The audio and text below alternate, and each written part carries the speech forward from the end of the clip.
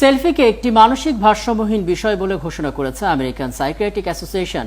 গবেষণায় উঠে আসে পারিবারিক বন্ধনের শিথিলতার কারণে মানুষ নির্ভরশীল হয়ে পড়ছে ভার্চুয়াল জগতের দিকে।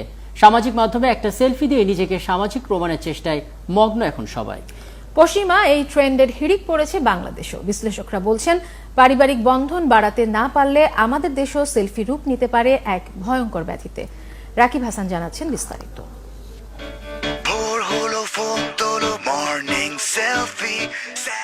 ঘুম থেকে উঠেই একটা ক্লিক, সুনির্দিষ্ট কোনো অর্থ না থাকলেও তার নাম সেলফি।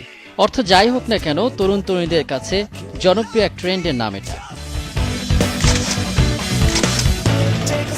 একটি স্মার্টফোন বা ট্যাবের সামনের ক্যামেরা অন করেই একটা ক্লিক, নিজের ছবি নিজেই তোলা। মুখ চোখের নানা ভঙ্গিতে ছবি তুলে নিজের অভিব্যক্তি সামাজিক যোগাযোগ মাধ্যমে বন্ধুদের মাঝে ছড়িয়ে দেয়া, এ যেন অন্য এক আসক্তি।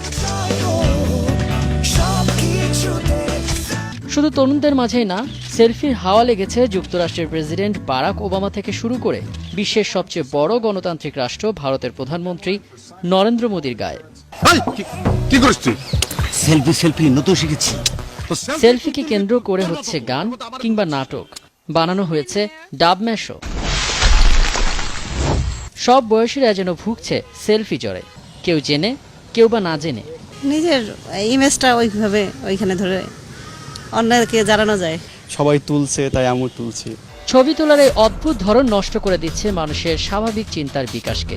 সম্প্রতি যুক্তরাষ্ট্রের সাইকোলজিক্যাল রিসার্চের সবশেষ ফলাফল অনুযায়ী সেলফি একটি ডিসঅর্ডার। যারা সেলফি অনেক বেশি তুলে তারা অনেক বেশি নার্সিসিস্টিক হয়, এটা এক ধরনের পার্সোনালিটি ডিসঅর্ডার। আর তাদের লাইফস্টাইলও দেখা গেছে যে অন্যান্যদের থেকে অনেক বেশি পোর হয়। সেলফি হয়ে উঠতে পারে এক ব্যাধিতে।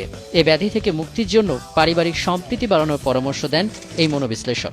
এই যে মানুষের সেলফি তোলা বা ইন্টারনেটের প্রতি অনেক ঝুঁকে পড়া, এটার একটা কারণ হলো আমাদের সোসাইটির ইনভলভমেন্টটা দিন দিন অনেক কমে যাচ্ছে। মনোবিশ্লেষকের মতে, প্রযুক্তির কল্যাণে মানুষ এখন ভার্চুয়াল জগতে সামাজিক হলেও বাস্তব চিত্র একেবারেই ভিন্ন। তবে সহসায় মুক্তি কি মিলবে বিশ্বজনীন এই প্রবণতা থেকে? এ প্রশ্নই এখন সবচেয়ে বড়। রাকিব হাসান, ৭১, ঢাকা।